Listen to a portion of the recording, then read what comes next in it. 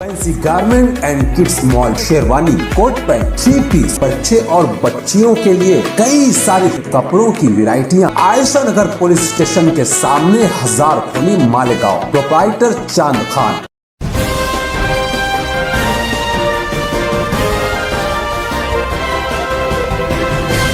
मानव समाचार, मानवता के हक में। अब आज सामान्य रोक लाने आना हुआ, क्या मकसद से दौरा करने के लिए आए? ले मालेगांव शहर जो है गरीबों का शहर है, मजदूरों का शहर है। 67% लोग जो है गरीबी की सत्ता से लग करके ज़िंदगी गुजारते हैं। हेल्थ की लाइन से उनको मुकम्मल सुविधा मिले, इसके लिए हमारी मुसलसल जद्दोजहद और कोशिश जारी है। आज इस वक्त मैं सिविल हॉस्पिटल अपने साथियों के साथ आया था जायज़ा लेने के लिए। नासिक डिस्ट्रिक्ट के अंदर प्राइवेट एक कंपनी की तरफ से 2 ऑपरेशन थिएटर देने की बात थी। एक नासिक सिविल हॉस्पिटल को दिया गया है, एक मालेगांव को दिया गया है, और ये काम तकरीबन मुकम्मल हो रहा है, उसके जायज़े के लिए आया है। मालेगांव डिस्ट्रिक्ट ना होने की वजह से सामान्य रोगनाले में जो बुनियादी सहूलियात होनी चाहिए और क्लास 1 से लेकर क्लास 4 तक जितने मुलाजिमीन चाहिए, उन चीज़ों को लेकर के हम लोग काफ़ी परेशान हैं। और यहाँ पर जो है वो सारे स्टाफ मुकम्मल नहीं है, सुविधाएं मुकम्मल नहीं है। उसकी वजह से मालेगांव के मरीज़ों को काफ़ी दिक्कतें आती हैं और फिर जो है बहालत मजबूरी माजी में उनको जो है नासिक और धुलिया शिफ्ट करना पड़ता था। अब इस मामले के अंदर काफ़ी कमी आई है। आज इस वक्त तो सिविल हॉस्पिटल आना हुआ था, सामान्य रोगनालय ऑपरेशन थिएटर का जायज़ा लेना था।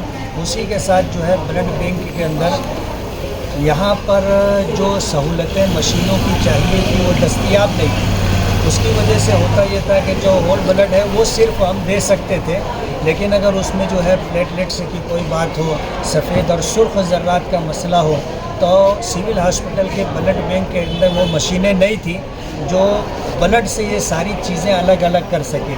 अब 10-15 दिन पहले वो मशीनें आ गई हैं। अगर ये सारी मशीनें लाइसेंस मिलने के बाद ब्लड बैंक को मुकम्मल तरीके से काम करने लग जाता है, तो मालेगांव में जो ब्लड को लेकर के मरीज़ परेशान होते हैं और फिर जो है उनको बैरून शहर का दौरा करना पड़ता है, या फिर जो है प्राइवेट ब्लड बैंक से जो काफ़ी गिरा उन्हें ब्लड ख़रीदना पड़ता है, उससे मालेगांव के गरीब मरीज़ों को निजात मिल जाएगी। तो मशीनें तो आ चुकी हैं, 3 से 4 महीना उनकी मंजूरी और लाइसेंस के लिए लगेंगे, और उसी के साथ जो है जब सरकार की तरफ से वहाँ पर ऑपरेटर वगैरह आ जाएंगे तो ब्लड बैंक की मुकम्मल सहूलत हम सिविल हॉस्पिटल से दे सकते। कई टप्पों में वो सारा सामान आया और हॉस्पिटल में मरीज़ों के काम भी आया। या फिर किस शक्ल में? वो जो है कुछ मेडिसिन थी, कुछ मशीनरी थी, और उसी के साथ जो है ये अपने सिलेंडर वगैरह थे। ये सारी सुविधाएं उसमें करीब 2 करोड़ रुपया मैंने दिया था। अभी इस वक्त जो है अपने सामान्य रोगनालय के अंदर जो सहूलतें आ रही हैं, आप देखोगे 2009 से 14 के दरमियान जो सहूलतें थी, उसके बाद कोई सहूलत सिविल सामान्य रोगनालय को मिली नहीं थी। लेकिन कोरोना में दोबारा ये 2014 से अब तक जो सहूलतें मिलनी चाहिए थी वो मिली नहीं। अब 19 से लेकर के अब तक आप देखोगे हर साल मुसलसल जो सहूलतें मिल रही है, जो मशीनें आ रही हैं। अगर मालेगांव ज़िला घोषित हो जाता है तो इसको जो है 100% वो सारी सहूलतें मिल जाएंगी जो डिस्ट्रिक्ट के सिविल हॉस्पिटल को मिलती है। मशीनरी तो आ रही है मगर स्टाफ नहीं है, जैसे कि सर्जन नहीं है, डेंटल का डॉक्टर नहीं है, आंखों का हॉस्पिटल डॉक्टर नहीं है। डॉक्टर के स्टाफ की बहुत ज़्यादा है। स्टाफ को लेकर के काफ़ी दिक्कत है। कभी क्लास 1 ऑफिसर नहीं रहते, कभी 2 नहीं रहते, कभी 3 नहीं रहते, कभी 4 नहीं रहते। आज इस वक्त हॉस्पिटल का आपने जायज़ा लिया, जिस तरह की साफ़ सफाई होनी चाहिए थी नहीं है। रोना ये है कि क्लास 4 जो मुलाजिमीन चाहिए साफ़ सफाई के लिए वो नहीं। अब जाहिर बात है साफ़ सफाई करने वाले लोग नहीं हैं तो साफ़ सफाई कैसे होगी। तो इस तरह की जो दिक्कतें हैं, जब हम ऊपर जा कर के हेल्थ मिनिस्ट्री में बात करते हैं तो दिक्कत वही आती है कि ये सारी सुविधाएं डिस्ट्रिक्ट सिविल हॉस्पिटल, महिला हॉस्पिटल यहाँ के लिए मंजूर हुआ था, लेकिन यहाँ की जगह उस पार चला गया। उसके ऊपर आपने कोई भी मतलब अपोजिशन का किरदार नहीं निभाया कि ये यही रहना चाहिए, उस पार नहीं जाना चाहिए। नहीं, बात ये नहीं है। महिला हॉस्पिटल केंद्र सरकार की तरफ से मंजूर हुआ था और यहाँ पर जिनकी सत्ता थी उन्होंने अपने सत्ता का दुरुपयोग करते हुए उसका ट्रांसफ़र लिया। इस सिलसिले में मेरी पूरी जद्दोजहद और कोशिश रही। मैंने कोई अवामी सतह के ऊपर एहतजाज या मुजाहरा नहीं किया था। मैंने सरकार के ऊपर दबाव बना करके इस बात का मुतालबा किया था कि आपने अगर जो है मेरी कॉन्स्टिटेंसी से महिला हॉस्पिटल को अगर आउटर में ट्रांसफ़र किया है, आपने हमसे पूछा भी नहीं और प्रोटोकॉल के हिसाब से हमको जो है एतमाद में लिया भी नहीं, तो ये हमारे साथ अन्याय हो रहा है। तो उन्होंने कहा था कि आप क्या चाहते हो। मैंने कहा क्या हमें जो है महिला बाल हॉस्पिटल दिया जाए। उस वक्त राजेश टोपे साहब हेल्थ मिनिस्टर थे, उन्होंने मुझसे लेटर मंगवाया और लेटर के ऊपर इंडोर्समेंट दिया कि इनको जो है ये उचित कार्रवाई करा, ऐसी जो है उन्होंने इसके ऊपर सिफारिश की थी। उस वक्त से लेकर अब तक मैं मुसलसल कोशिश कर रहा हूँ। मालेगांव से प्रस्ताव मंगवाया गया है, उसमें कुछ क्यूरी थी, वो क्यूरी दुरुस्त करवाई गई है। 65 करोड़ रुपये का फंड उस पर पड़ेगा और इंशाअल्लाह वो तो 100 बेड का हॉस्पिटल अलग है।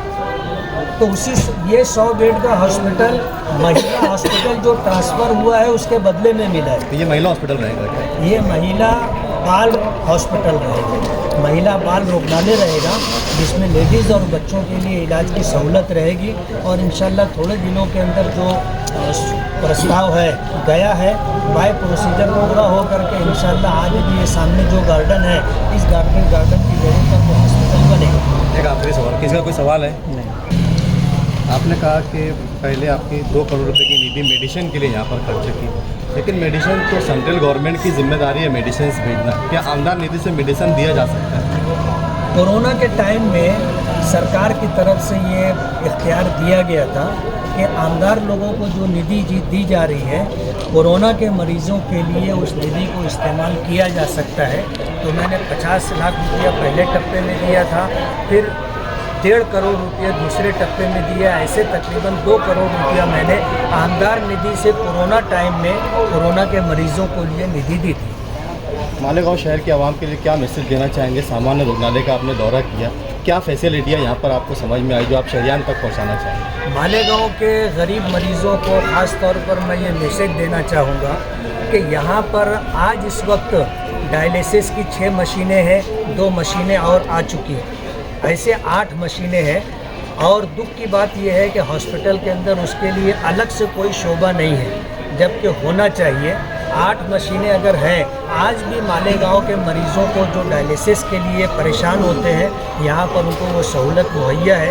इसी तरह जो है डिजिटल एक्सरे मशीन है और CT स्कैन की मशीन है, ब्लड बैंक के लिए मशीनें आ चुकी हैं और इस सिलसिले के अंदर सोनोग्राफी वगैरह है। दिक्कत हमें ऑपरेटरों की है। अगर सरकार की तरफ से इसे 100% वो सहूलतें जो सिविल हॉस्पिटल डिस्ट्रिक्ट को मिलती है, अगर इसको मिल जाए तो इंशाअल्लाह मालेगांव का ये एक बेहतरीन हॉस्पिटल होगा, जिसमें गरीबों को सारी सहूलतें मिलेंगी जो मिलनी चाहिए। अभी हमने जो है लेप्रोस्कोपी मशीन भी देखी है, जिसको बगैर टाँके का ऑपरेशन कहते हैं, वो थे। सरकार की तरफ से उस पर रुकावट आई और ये हुआ कि सिर्फ एड्रेस का चेंज वो आमदार के सही सिक्के से होगा, बाकी जितना कामकाज होगा वो क्लास 1 ऑफिसर करेंगे।